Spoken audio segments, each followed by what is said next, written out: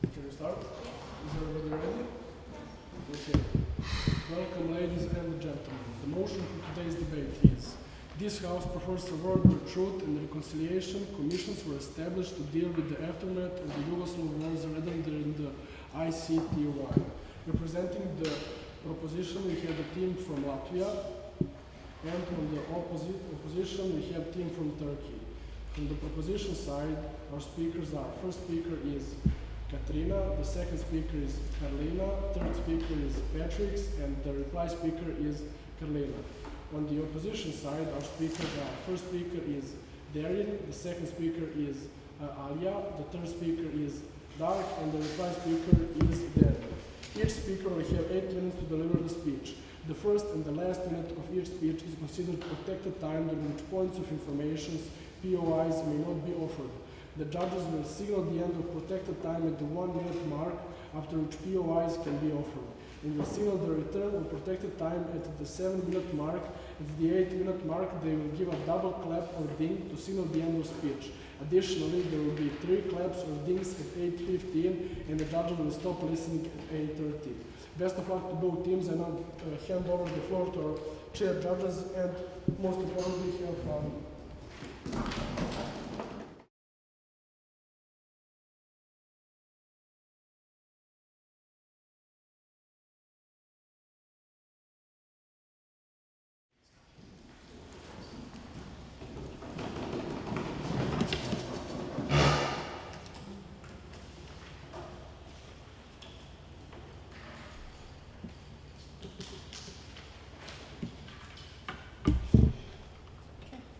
If everyone's ready, I'll be starting in 3, 2, 1. Panel: people in Yugoslavia lost their loved ones during hundreds of war crimes continuously committed by all the many sides of law. They experienced systematic sexual assault, genocide, and this is just the tip of the iceberg. They're looking for apologies, they're looking for punishments. And if that means that we need to write a couple of war criminals to satisfy them, then so be it. The main objectives of today's debate are going to be all out of position 3 things. Firstly, recovering and spreading the truth, since the Yugoslav wars were a series of events where the reality of what had occurred was either disputed. Secondly, satisfying the victims and giving them closure, as they have suffered a lot and at least deserve some relief. And lastly, which will be addressed by the second speaker, minimizing future tensions in order to prevent further damage to groups, the possible triggering of similar events, or even harming the peace in the region. This means that the side reaching these goals better would win today's debate. Before I move on to any of these, though, a couple of rebuttals. The first point they mentioned on the side proposition was that the UN had a lot of money. But it's about the comparative, right? A TRC would definitely have less money because the UN at least has some reputation, UN at least has some funding from other countries, but they have never explained how a TRC is going to find money. So on the comparative, even though UN did not give much money to ICTY, it's still way more than TRCs. But secondly, they said that the UN was hypocritical. This might be true, but I don't see how this relates to today's debate, as UN might be really bad at other things, but in this specific case, we would prefer UN to establish ICTY in order to solve the Yugoslavian war problem. So we don't think that this really applies to today's debate. Lastly, they said that the prosecution was biased, which we think, because people knew very little, we think that this is simply not sound, as if people are judges, they are probably well informed. But secondly, we think it's the exact opposite. If you're a local person, you probably already have your opinions about the topic, right? You already have some opinions about Serbians, you already have some opinions about Bosnian people, so we think you're way more biased when judging. So we think it's the exact opposite. But secondly, TRCs are local, meaning that they can really easily get pressured by outside authorities, right? But UN, on the other hand, is a way more stabilized organization. And they later on claimed that they would find the truth better on their side of that, but we think that it's simply not enough to explain it. Because let's look at the incentives given to the TRC. Firstly, amnesty to perpetrators who close their crimes, and secondly, restorative justice, meaning that instead of traditional sentences, perpetrators can link amends directly to the victims or their communities. These incentives are simply not enough because of 3 reasons. Firstly, Yugoslavia is so polarized, meaning that someone being a criminal and admitting that they have hurt the other community can really easily result in the threat of their safety due to the very community that they hurt, which pushes perpetrators to lying about their crimes. But secondly, even if there is no legal punishments, war crimes, for example, sexual assault, genocide, etc., are frowned upon in the public, meaning that perpetrators will still get shunned by the public and face social exclusion. And even if that doesn't happen, people will never want to be known as murderers. They will never be want to know in history as people who sexually assaulted another person. So we think those still apply. And lastly, realistically, even if some people actually do plead guilty in TRCs, only perpetrators who have law ranks would actually give statements rather than high-ranking officials that are the ones who are truly responsible for all the suffering, as they would not not want to harm their public image, created through them being heroes for their nations, which is the exact opposite of a criminal. For example, even in South Africa, which was a way simpler event to deal with, many leaders refused to cooperate, and the ones who were actually honest were the lower-end soldiers who were already judged in the country's own court. So we can see that TRCs did not have much of an impact. And lastly, they will say that people would understand what's going on. The thing, however, is that we don't think victims want this. We think victims want punishments. We think victims want the truth. So they don't really care about the court process. But in the end, if we can reach the truth better, we can still win the flashpoints regarding victims. Then, our arguments. But before all those, it is important to analyze in which cases TRCs were historically used and how these compare to the Yugoslavian wars. Even this analysis in and of itself is enough to collapse side proposition's case without any further argumentation needed, and furthermore will prove to you how successive examples of TRCs are not valuable in terms of proving that a TRC would work in a specific situation in Yugoslavia, because a TRC would not even work in Yugoslavia. Point of information. Yes. If people can simply lie on our side of the house, it's likely that there is not enough evidence, so they won't be convicted under your side of the house. At least we gain more information, which means that the backlash from lying is bigger, which means it's more likely that people tell the truth. We think that POI might apply if TRCs were as investigated by the ICTY, but we think that TRCs might not find some truth, while the ICTY will. I'll come to that later. But let's look at how the TRCs were in other parts of the world. TRCs that were implemented in South Africa and other countries were dealing with relatively simple demographics. For example, in the apartheid in South Africa, 10% of the population was white, while the remaining 90% was black, and the white minority mostly economically oppressed the black majority, meaning that there was a clearly guilty side and a not so guilty one, right? In contrast, though, Yugoslavia is home to so many different ethnic groups, and there's severe and prolonged fighting between these, where almost everyone involved, whether big or small, had some fault at some point, and there was not a clearly guilty side. This means that for someone in South Africa who is significantly economically oppressed a group of people and is clearly guilty, it is useful to blind their crimes and blame the other side, since direct evidence shows that the other side was not the one at fault. However, once the truth includes a discussion in and of itself, once both sides blame the other and claim that the other side is the true criminal, without having an objective third party directly moderating any of these accusations, it is pretty incentivizing for a true criminal to lie about his or her actions and point the finger at the other side in a TRC. This brings us to our first constructive case. A TRC would never be able to uncover the actual truth, while the ICTY has done an okay job. We do acknowledge that ICTY did not find every single piece of truth, but firstly, we still think that it did find a great deal. UN's archive regarding the Yugoslav wars contained hundreds of thousands of linear meters of physical records and more than 3 petabytes of digital records. It found a great deal regarding the siege of Sarajevo, or the Srebrenica massacre, or the genocide via the ICTY, or 9 million pages of records were collected as evidence total. But even if it did not, the comparison is what's important. A TRC would have done a significantly worse job. Firstly, let's understand how a TRC works. It is decentralized, which is not the case for the ICTY, as it is moderated, judged and formed by the UN. Furthermore, TRCs depend almost solely on victim statements that are collected from both victims and perpetrators, with very little to almost no research involved. While the ICTY also values witness statements, it does not solely rely on those, and it goes a step further, doing significantly more research and investigation when compared to a TRC, in order to both verify the most likely biased statements and discover the truths that are buried even deeper. This attitude in and of itself allows the court to reach significantly more information. But secondly, the ICTY also has the motivation to find the truth as well.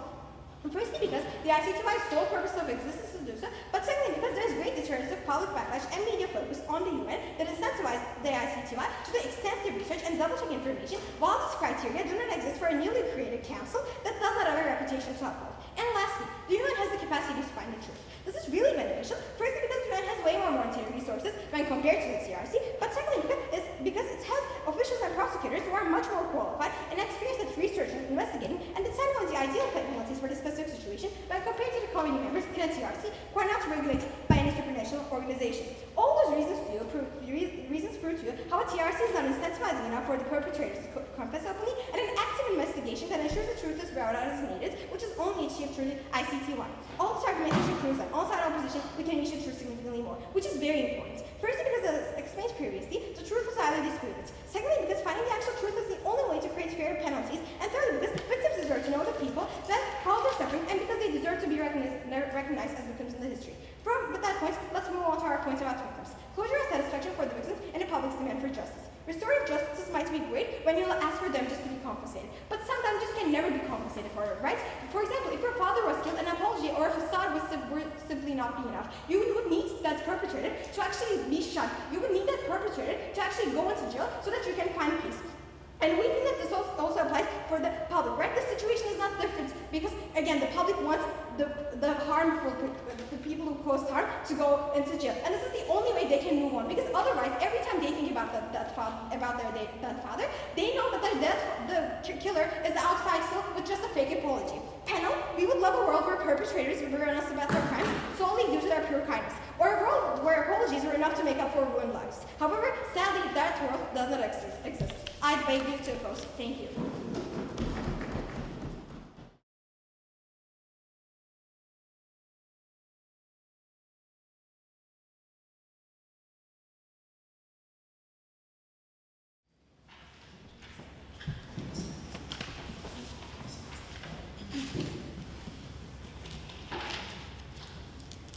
If it's okay, I will be starting in 1, 2, 3.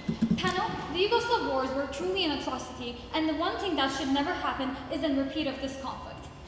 First, I will start with my rebuttals, then I will be finishing our constructive case with the last objective of the debate. But first, with the rebuttals. So first of all, they say themselves that TRCs are local, and will a local commission really persecute such high-profile criminals without pressure from the people high above, or just these people's followers? This could even be leading to victims feeling pressured and being scared to give statements, being scared to actually come out about their experiences, because obviously these high-profile perpetrators will be able to go around freely, especially in these local commissions that do not have any other mechanism controlling them, other than the government that is actually controlling these commissions, that might have so much political pressure over these commissions that we do not know. And especially since these countries have just come out of this conflict, these victims would obviously feel safer knowing that the UN would support them in case they were at the ICTY giving witness statements, whereas in these local committees, they are open to exploitation and open to political pressure.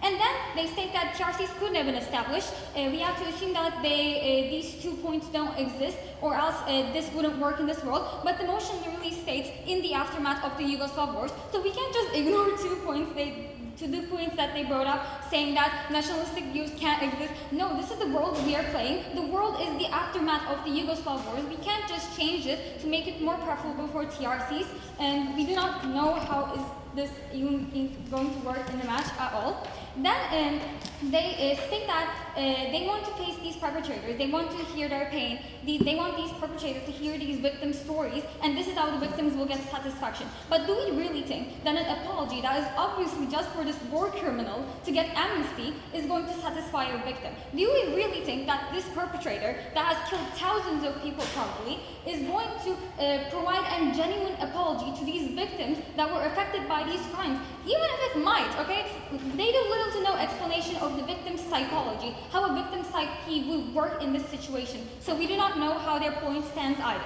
And then they state that prison sentences are 20 to 15 years in the ICTY. Well, in your case, there aren't even any prison sentences in the first case. You say yourself, you want them to get life in prison. There is no imprisonment in your world, so obviously they aren't going to get life in prison in your case, and this just clashes with their own point. So I will be starting with my constructive case, but before that I can get the POI.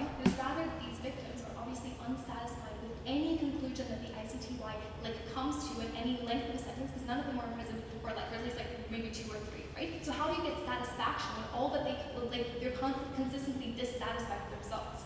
We will get into how a victim gets satisfied once they know that their perpetrator has actually went through the suffering that they went through by prison or imprisonment, and we will get into more in my constructive case with the last objective of the debate on our side, minimizing further tensions to prevent further damages to groups, the possible triggering of similar events, or harming the peace in the region. But first we need to recognize what the tensions in the regions are like. And as we have stated previously in the first speaker's speech, as Darren stated, the region where the Yugoslav wars took place has always been and still is ethnically, religiously incredibly diverse, both within the region itself and both within the countries inside the region. And we have to take into account that these people and this diversity has been here for hundreds of years. And with that, it's impossible to reach one single perpetrator on either side that caused this, since both sides have taken part in the conflict over all these years, and we can only infer things based on solid evidence or statements that are properly confirmed, which only happens in the ICTY, as Darren stated, with the UN's sources and the resources and the UN's reputation to uphold. Then we get to the resolution of tension. How will it happen and where does it even stem from? So along with the tension that stems naturally from different ethnic and religious groups being in the same area, being so close to each other, there's also a tension that adds up directly from the conflict, which heavily stems from the victims, rightfully so, because perpetrators usually deny, ignore, or even try to hinder them when people try to uncover their actions. And this in return, I will get in a second, this in return angers the victims since there are so much more loss compared to the perpetrators, and this loss is caused by these people in the first place. And in order to resolve this tension that adds up from the conflict, we need to provide victims satisfaction. And how does TRCs do not provide satisfaction to victims? We have explained how a TRC would be ineffective in the region, but even if it was somehow implementable and got to work, it would be ineffective at providing closure to victims. Because as a victim, you want revenge for what happened to you and your ancestors. This feeling isn't just going to disappear once the guy who caused all of this stands in front of you and gives you a fake apology that you know is just for him to get away without any accountability at all. And this wouldn't even give you satisfaction or closure. It would give you even more anger. It would anger these victim communities. It would anger individuals more, knowing that the enabler of their sufferings and the cause of their sufferings is not feeling any pain while you are in constant pain and the burden of the conflict is still on you. A TRC wouldn't give victims closure by compensating them, and they will never feel resolution, and tension will continue to rise. And as our first speaker showed us the mindset of a victim that doesn't have closure, we can clearly see what happens in a community that doesn't have closure, where this pain of the victims could be weaponized by people. It could be weaponized by politicians, because as we know, these victims want compensation, and in their case, there is no compensation. These perpetrators come up in front of them, they say, "I'm sorry," and then they just go around and walk in the streets all freely without any repercussions at all. Do you really think, as a victim who were affected by these people, do you really think you would believe this perpetrator when they start walking around without any consequences? "I won't be taking any more POIs."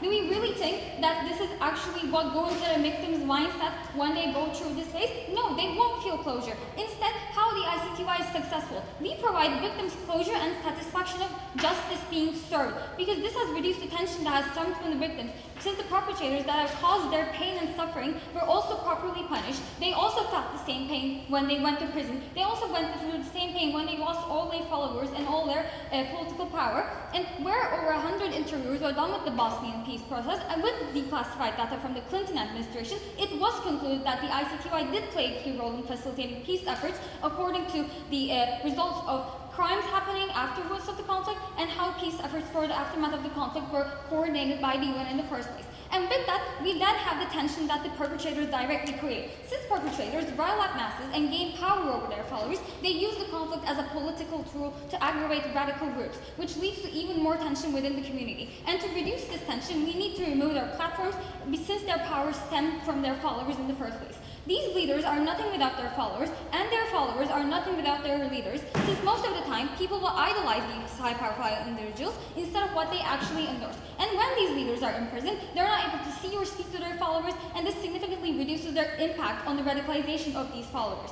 And since in the propositions world, even if victims did get closure, without reducing the tension that perpetrators would continue to spread as long as they have their platform, the tension between the victims and the perpetrators would continue. Even if we were to assume that high-profile individuals would give their statements in the first place, which Darren also explained why they don't have the incentive to do that, these leaders and perpetrators would still be in the community after they get their amnesty, since they would still have their power, stature, and following. They would still be able to use their platforms to deny, ignore, or clash with the other groups involved in the conflict. This riles up both the perpetrators' sides and the following victims and causes both tensions to rise. And as both sides will have this tension bottled up inside them, this could lead to very well situations that both sides are trying to avoid in this conflict. This could range from microaggressions and small interactions within the community turning violent, or we could see even a larger event such as this one we're discussing right now taking place unless we take proper precautions. And the only way to resolve this conflict, and the only way for the region's people's burden to be lifted over them, panel, this wouldn't have happened without the ICTY, so we've never been prouder to oppose.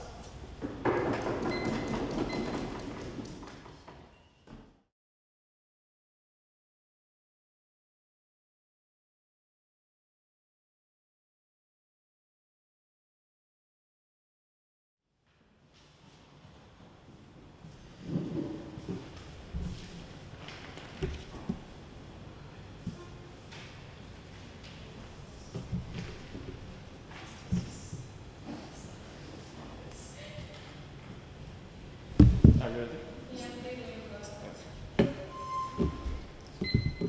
Think of Yugoslavia as a person who just lost their legs. Think of all the pain that all sides experienced. Proposition creates this imaginary world where that person imaginarily and somehow magically starts walking.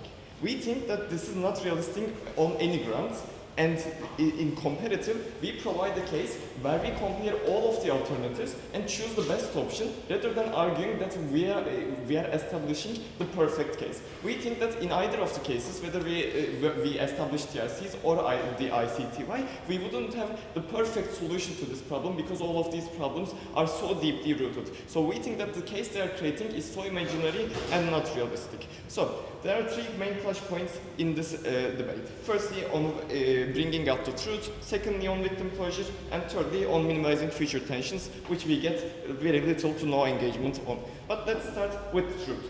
Firstly, proposition comes and argues that ICTY is one short-staffed. We don't think that they provide any alternative to how they would be solving these problems. If ICTY is short-staffed, if a UN-funded organization is short-staffed and can't carry on the investigations as we want it to, how then can a local institution, where none of the countries there are economically strong, carry out investigations that would actually bring out the truth or that would actually make these people come and confess about their crimes? We think that they are still not playing a comparative game, and thus they lose their impacts. Secondly, they say that the ICTY has a biased prosecution because of its affiliation with the West, etc. First thing, we think today we have a multipolar world where we have many power balances, even in the United Nations itself. So we don't think that bias directly has the ability to convert itself into their practical impacts in the ICTY. But secondly, even in the TRC alternative, if we had these local institutions, firstly they don't explain how those local local TRCs would work. Would there be one TRC or would there be multiple TRCs for multiple local governments, etc.? And in their case, thus, the bias would be even bigger, as now those countries are the ones that have been biased towards themselves for years, that have been in this conflict for years. In the ICTY alternative, at least we have this more objective, evidence-based system that can really bring out the truth.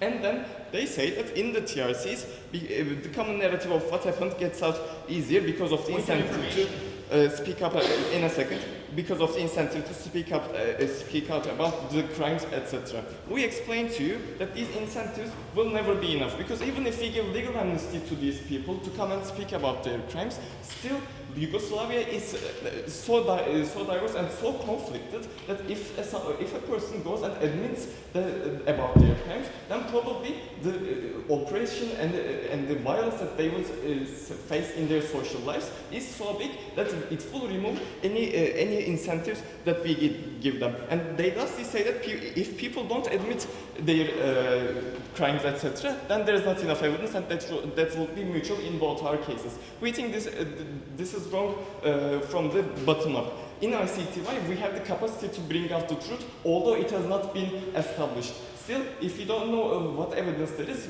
with active investigation, we still have the chance to uncover that truth, uncover that evidence, so that we can really prosecute who is guilty. Please, go ahead. Look, both sides care about evidence. You actually have to prove it comparatively, and if your side of the house, you're more likely to access that evidence, which so far you haven't. I believe we showed that in many grounds, so I will not be answering that. So moving on to the second clash point, which is victim closure. What does proposition come to us? Firstly, they say that victims want apologies.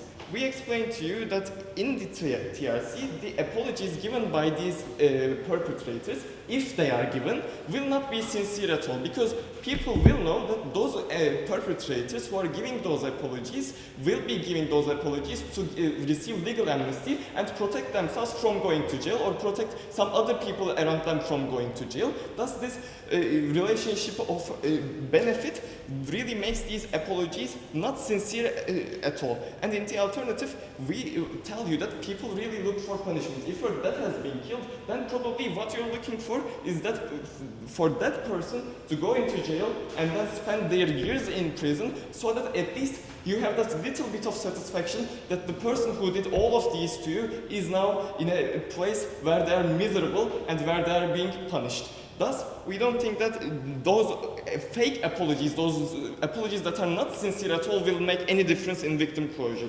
And secondly, they tell us that the prison sentences in ICTY are too short, etc. Still, we don't see the comparative. In the TRC, we would probably have little to no prison sentences at all because we give legal amnesty to people who are confessing about their crimes. Thus, if people are dissatisfied that prison sentences are short, then people will be even more dissatisfied in their case when no prison sentences are given. Not now. So, in return of this, they also misinterpret the motion. We don't prefer a world where the aftermath of Yugoslav wars were different. We rather prefer a world where we established a different organization than the ICTY to deal with the same exact aftermath of the Yugoslav wars. So they're changing the status quo, saying that firstly, there shouldn't be any ultra-nationalistic propaganda in our world, and secondly, that people will be willing to accept their crimes, etc. We think that we should be playing on the status quo, we should be playing in the real aftermath of the Yugoslav wars, because that's what the motion suggests. Even this way itself collapses all of their cases, but still, let's move on, let's continue with rebutting and then polishing these clash points. We explained to you in victim closure that restorative justice can't work in a situation in which the damages can never be compensated for, and the perpetrators getting punished is the only way you get the slightest amount of relief. People want to see the one that caused all this harm for their community to face some kind of harm themselves, and in their case, we don't get any of this satisfaction. Instead, we get unsincere apologies. In our case, at least we give those victims the more satisfaction, and this satisfaction is especially important because when we look at the conflict still escalating, we see that victim closure plays a huge part in this because people still feel the pain of the Yugoslav wars and all these massacres that took place. So at least bringing the smallest amount of satisfaction would be hugely important in minimizing future tensions, which is our last case in which they give us little to no engagement on. We tell you that firstly, the tension caused by perpetrators, they are in many cases seen as war heroes in their own countries, and they have the power to rile up masses and gain power in those countries. We tell you that if we give amnesty to these people, if they still continue to get on the public, if they are still in social life, then we really go into a dangerous state in which we have firstly no victim closure, and secondly these dangerous people that have the power to gain up masses behind themselves still in public. So, to sum up all of this, we think that we have the better capacity to bring out the truth, which in turn returns to better victim closure, which really has the ability to lessen further conflicts, and thus we win the debate on all three clash points. Thus, we are so proud to oppose.